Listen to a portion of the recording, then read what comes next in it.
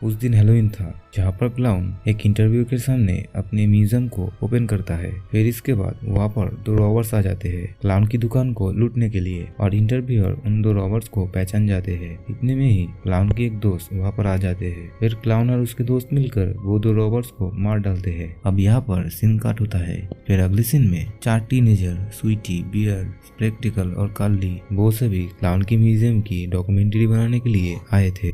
फिर वो लोग क्लाउन के प्ले स्टेशन पर आ जाते हैं और क्लाउन वहाँ पर उन दो रॉबर्स के खून साफ कर रहे थे। लेकिन फिर भी ये बात उन सबको नजर में नहीं आती। अब क्लाउन उन लोगों को अपना म्यूजियम दिखाता है जो कि बहुत भयानक चीजों से भरा हुआ था। फिर वो क्लाउन डॉक्टर सैटर्न के बारे में बताता है जो कि अपने पास आने वाले हर एक पेशेंट को बहुत ही बेरहमी से मार डालता था। अब डॉक्टर सैटर्न खुद ही सिजोफ्रेनिया का मरीज था। अब बियर्ड डॉक्टर सैटर्न जिधर रहता था उधर जाना चाहता था, तो क्लाउन उसे उस जगह का मैप दे देता है। अब सभी लोग डॉक्टर सैटर्न के घर जाने के लिए निकल पड़ते हैं। अब जाने से पहले स्वीटी अपने फादर को कॉल कर ये कहती है कि वो 11 बजे उनको कॉल कर देगी। और यहाँ पर हम जान पाते हैं कि स्वीटी जिस टाउन पर गई थी वहाँ पर पहले से ही 5 चीयर लीडर गायब थे। अब कुछ दूर जाने के बाद वो सभी रास्ता भटक जाते हैं और बरसात भी तेज हो रही थी। रास्ते में ब्लॉन्ड नाम की एक लड़की उनसे लिफ्ट मांगती है और वो लोग अपने कार में उसको जगह दे देते हैं। और ब्लॉन्ड से उन लोगों को पता लगता है कि डॉक्टर सैटर्न के घर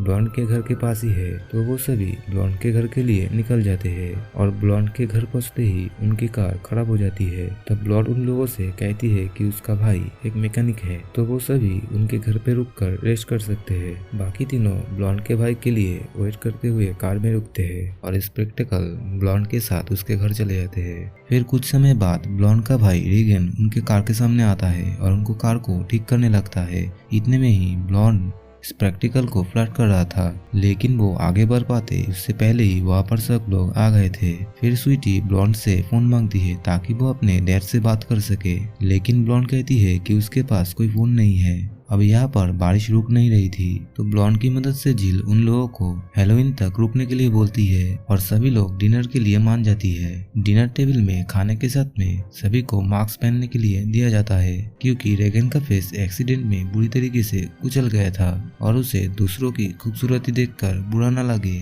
इसलिए सभी लोग उसके सामने मास्क लगाते हैं। अभी डिनर के बाद में ब्लॉन्ड के फादर उन सभी को एक क्रीपी शो दिखाते हैं और सबको ये शो देखकर बहुत ही अजीब लगता है, लेकिन बियर्ड ये सब देखकर हंस रहा था।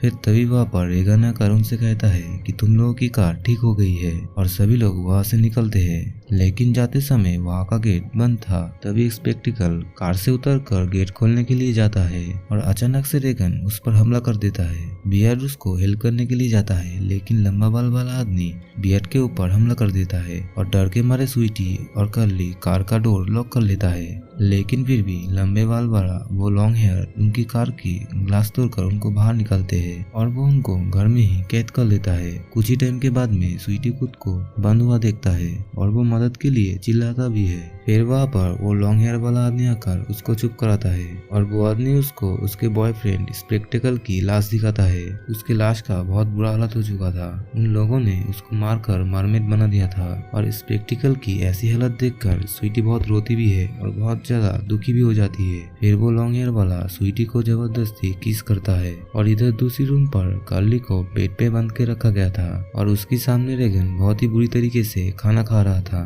कार्ली उस रूम से भागने के लिए दौड़ता है, लेकिन वो लॉन्ग हेयर वाला आदमी उसको पकड़कर एक पिंजरे में बंद कर देता है, जहाँ पर बहुत सारे भूखे लोग थे जो कि कार्ली को नोच नोच के खा रहे थे। अब ब्लॉन्ड बियर्ड से अजीब अजीब सवाल कर रहा था और उसको टॉर्चर भी कर रहा था और सवाल के जवाब ना देने पर वो उसकी सर की खाल चाकू से काट देता है। इधर दूसरी तरफ स्वीटी के फादर पुलिस को स्वीटी की मिसिंग होने की रिपोर्ट देता है। फिर वो पुलिस क्लाउन के उस म्यूजियम पे जाकर क्लाउन से पूछताछ करते हैं और क्लाउन उन्हें डॉक्टर सैटर्न का एड्रेस दे देते हैं। अब पुलिस और स्वीटी के फादर उन्हें ढूंढने के लिए निकल पड़ते हैं और ब्लॉन्ड के घर के सामने उन टीनेजर्स की कार दिख पाती है। अब कार में से उस 5 लीटर से एक की बॉडी वहाँ पर मिलती है। फिर इधर जिल उन लोगों को कॉफी के लिए अपने घर पे बुलाती है। एक पुलिस वाला घर के तरफ दूसरा पुलिस और स्वीटी के फादर दूसरे तरफ छानबीन करने के लिए जाते हैं। वहाँ पर एक कमरे में उन्हें ब्रूटली मरा हुआ एक बॉडी मिलता है और वहाँ पर एक लड़की को भी बंद करके रखा गया था।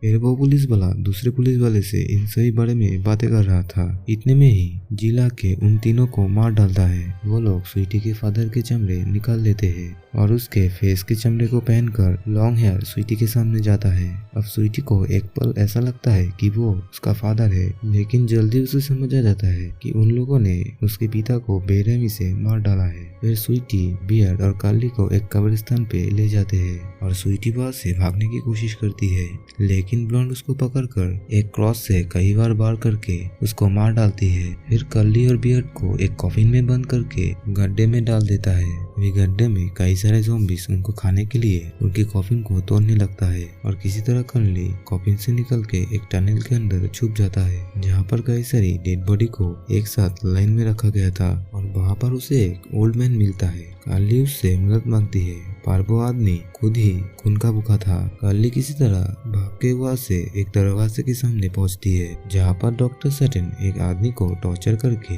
बुरी तरीके से काट रहा था। डॉक्टर सैटन कार्ली को पकड़ने वाला था। कार्ली किसी तरह वहां से बाहर निकल आती है और इन सब के कारण वो बहुत ज्यादा सदमे में थी। वो एक कार से लीड भी लेती है, लेकिन वो ये नहीं देखती है कि वो जिस कार में बैठी है वो क्लैन की ही कार है और थक कर कार्ली कार में ही सो जाती है और उस कार के पीछे लॉन्ग हेयर वाला वो आदमी बैठा हुआ था। कुछ ही समय बाद में कार्ली की जब आंखें खुलती है तो वो खुद को एक बेड पर बंधा हुआ पाती है और उसके सामने डॉक्टर सैटन खड़ा हुआ था। और कार्ली के चीखों के साथ ये मूवी यही बड़ी होती है।